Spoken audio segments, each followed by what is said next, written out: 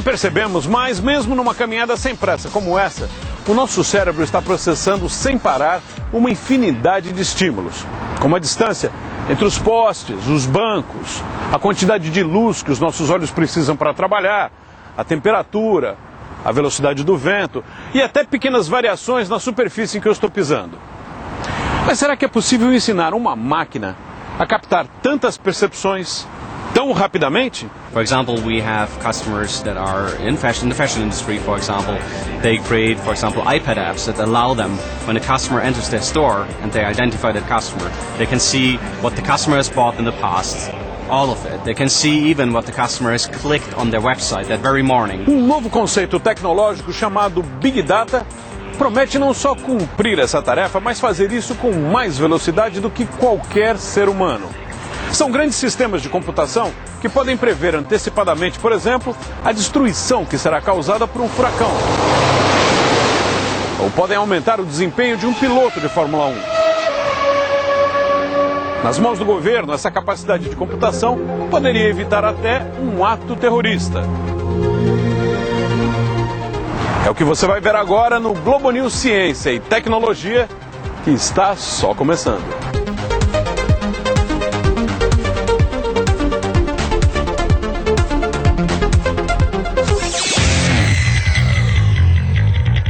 A quantidade de informação circulando no mundo dobra a cada 1 ano e 2 meses.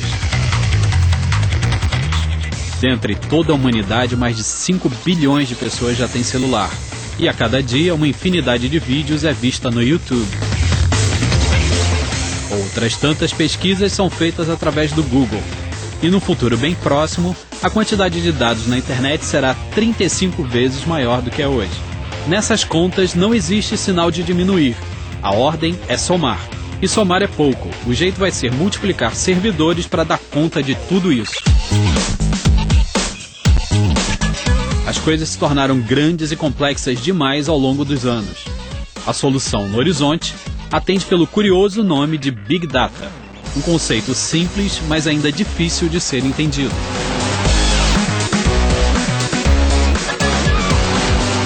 If you think about the amount of information that's being collected in the world today, it's doubling very, very fast.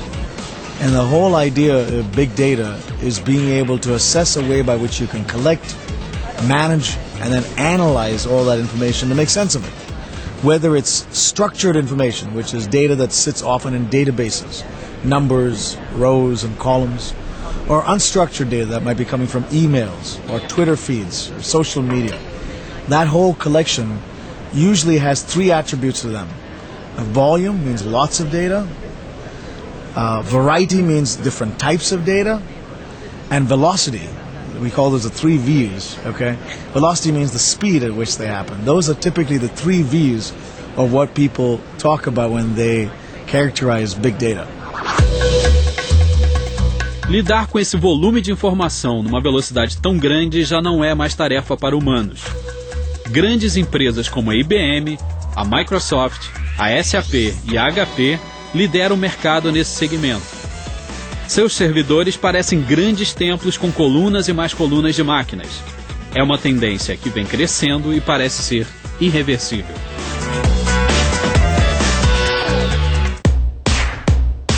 O termo Big Data ganhou as manchetes do último Fórum Econômico Mundial em Davos. Um dos relatórios indicava o sistema como a única solução realmente inovadora para enfrentar a crise econômica. I think that's notable that the Economic Forum talked about it just last month. The Harvard Business Review had an article about big data. So it really is something that every CEO and business leader should know about. And the reason is, if you can take your data and create competitive advantage out of this, you could probably run your business more efficiently. Big data and analytics help companies get more effective so that they can use the data now to make information decisions, to make analytical decisions that let them run faster, better, so on and so forth. And those are the types of things that now you need to have a strategy to collect the data from within your organization, but also often from your customers and suppliers and from unstructured data, so you can make these decisions that allow you to predict, for example, the future. Essa bola de cristal não é privilégio de grandes companhias. A tendência é que o Big Data se espalhe por toda a nossa vida. E as possibilidades já são infinitas.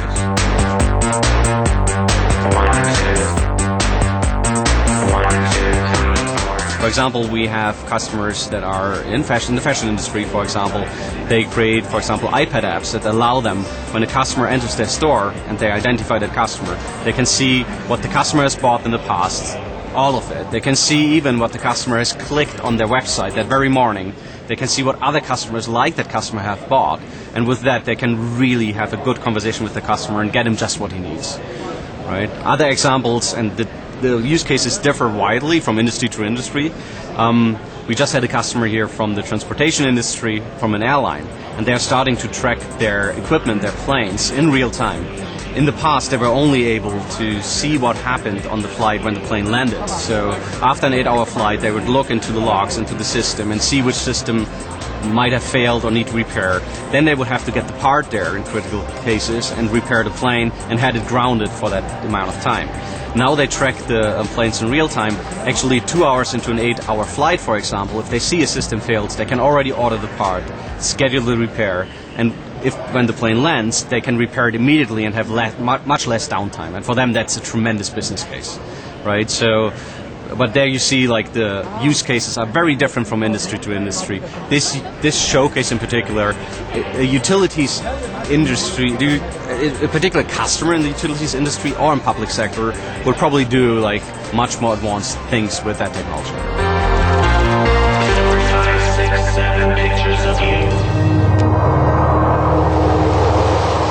A velocidade de processamento de grandes quantidades de dados pode ser determinante quando um evento de características imprevisíveis como o furacão Sandy ataca uma cidade como Nova York.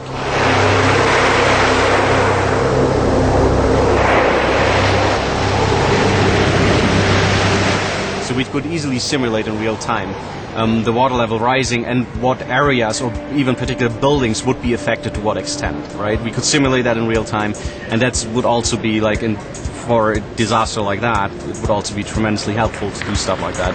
But also, like, if you open up like about the possibilities of this, we could easily see, as I said, like pollution, crime data, traffic data, water data. Like, I mean, you could have everything in here and visualize it and see it in real time.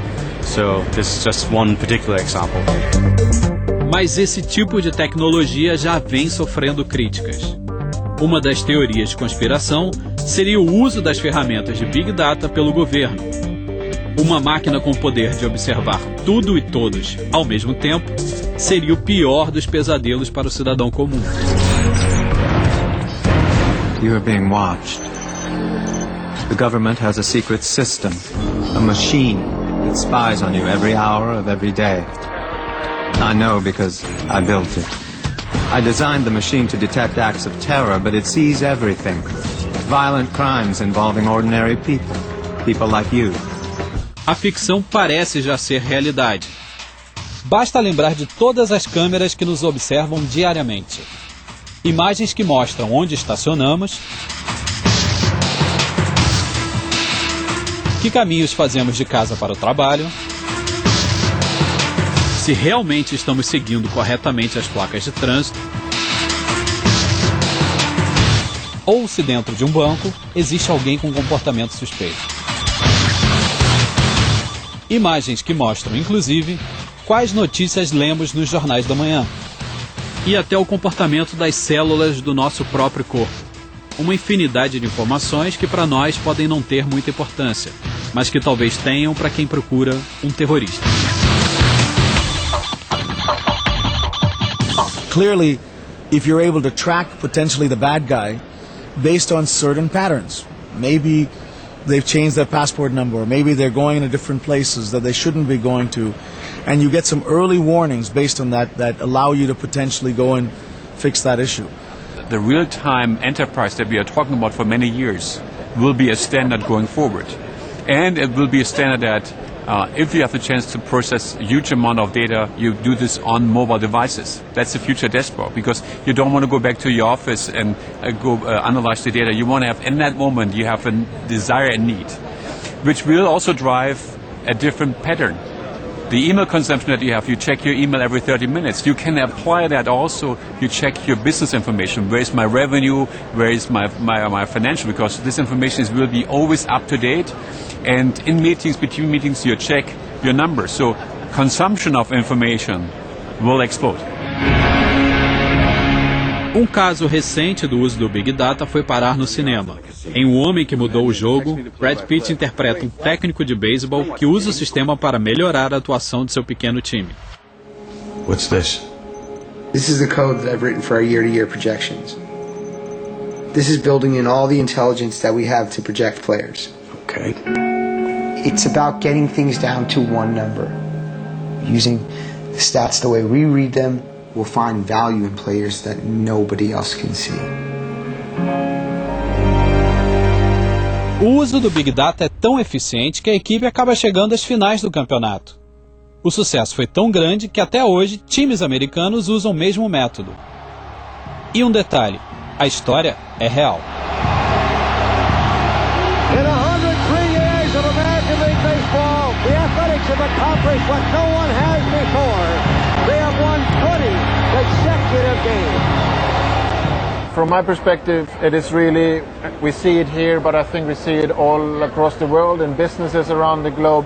It's really that we're getting more and more information. And, you know, it's great that we have it, but it's an important thing that we can make good use out of it. And we get not only the data, but the information that we want to know.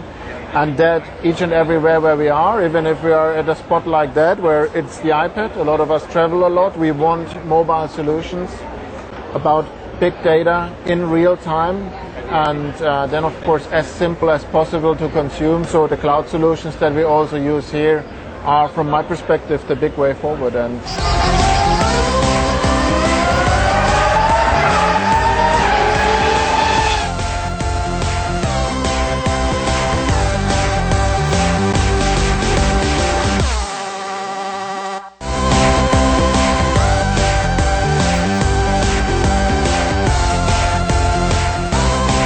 O desempenho esportivo geralmente é medido por atributos como garra, condição física e resistência. Mas hoje, tudo pode ser transformado em dados.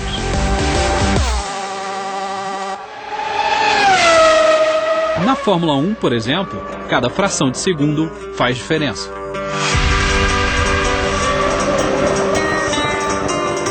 This is a showcase on what you can do with big data associated to Formula One. So the key element here is about, in Formula One you have a huge number of sensors on cars streaming data in. So what we have behind us are a series of dashboards. First of all, a modern dashboard taking the sensor data and representing that in real time. More importantly, however, it's about how you run your race strategy. It's all about knowing what your strategy is and predicting what's going to happen next. But more importantly, it's about picking up the unknown events, like a crash, and when a safety car comes out, whether or not you should pit, and that's based upon the predictions of what's going to happen in the future. So you can decide whether that's an opportunity that you want to take advantage of. So that's our first showcase behind us on the dashboard. It's all about having KPIs and the ability to predict consistently around those and adapt your strategy. The second set is actually all about looking at that big data more from an analyst perspective. So we have a first view of it, which is our cockpit. The second view is really delving deeper into the data so we can analyze that billions of data sets very, very fast in sub-second responses. But then the final part, when we move over to the other side of the showcase, after this wonderful MP4 car from McLaren, is actually moving into the next level of visualization. Because 2D visualization only takes you so far with information. So you need a three-dimensional way of applying this data set, this real-time data feeds, onto something that allows you to see it very effectively. So in that showcase, what we're doing is we're taking a model, a three-dimensional model of a McLaren F1 car, and overlaying that with real-time data from a simulation. So we have a Formula One simulation. We're streaming telemetry data to this visualization, and you can see what's happening to the car in real time. So the car speeds up, the tyres change colour and get redder and redder. You can then drill into the car and see the actual brakes hitting in and getting hotter and colder as they break into the turns. As you can see, the suspension moving. So what we're trying to do here is really take the next level of information and express it in a way that people can understand. Real complex data. More importantly, we can actually apply this elsewhere by linking into ERP applications to see what this component is and where it's been produced and the metrics or the parameters around those components. So this is really all about a story about taking real-time data, storing it, expressing it in terms of real-time dashboards, but then delving into that depth of information to pull out the nuggets of information so you can literally adapt your strategy with predictions in real time, both on the racetrack but also as you're running businesses. The beauty of this is, of course, because the video game allows us to get that massive stream of data coming both into HANA and into our visualization technologies. So, first of all, that's just standard. It's our latest HTML dashboards. Then we're looking at visual intelligence. The latest solution over there is called Visual Enterprise.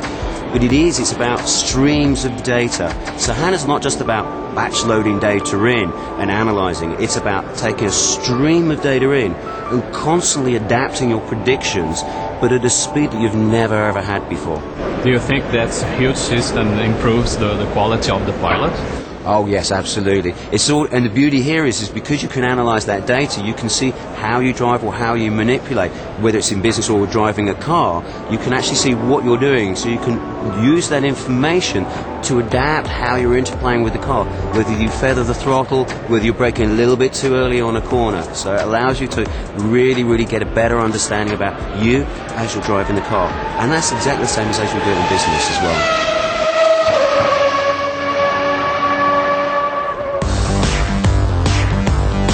E não é só nas pistas que o Big Data faz diferença.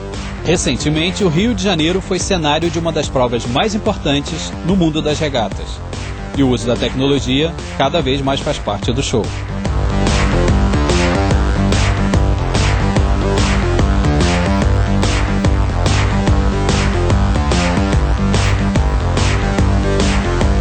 We see more and more sports coming up where information, and especially sensor-generated information, makes a big difference. We get a lot of data, for example, in Formula One from cars, and we're also collecting now more and more data from the sailboats we see here, especially things like, for example, GPS data, so where they are positioned at the moment, or we have other sensors out there like wind sensors who bring us data about the changes in the wind here. You can think about current sensors or healing angle sensors. So we're just at a starting point, and we are going to collect more and more data over the next couple of years.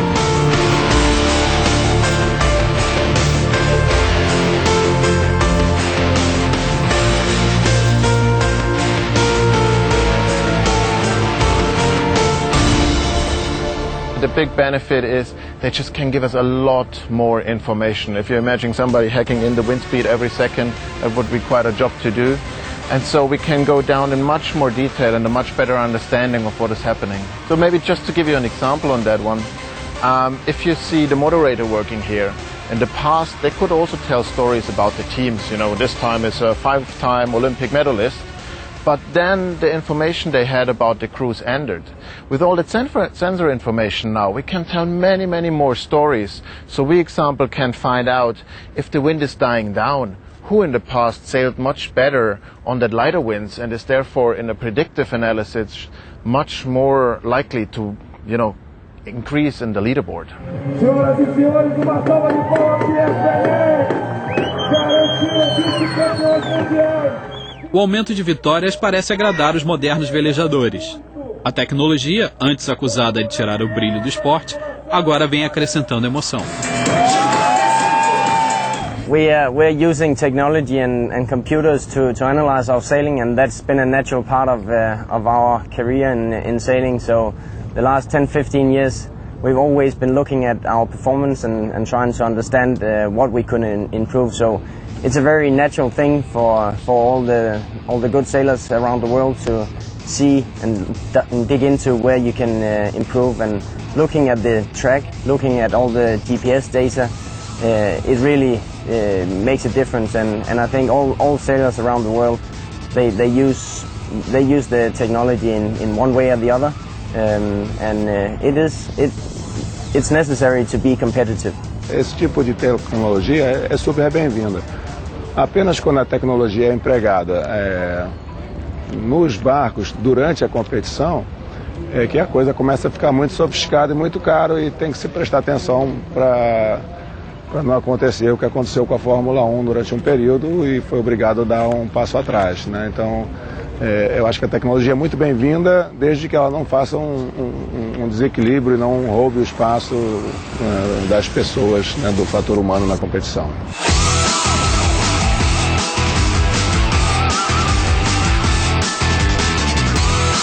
In the evenings we see the sailors with their coaches sitting there and analyze each and every race, see if their plans worked out and they really could do what they wanted to do, where they had good speed, what they maybe changed, if that worked out or not. So they now don't speak about gut feeling. They have the facts and figures to really talk through what they need to change to become better. You know, there happened wonderful stories in sailing, but because you couldn't tell it, they're just lost. The history is lost.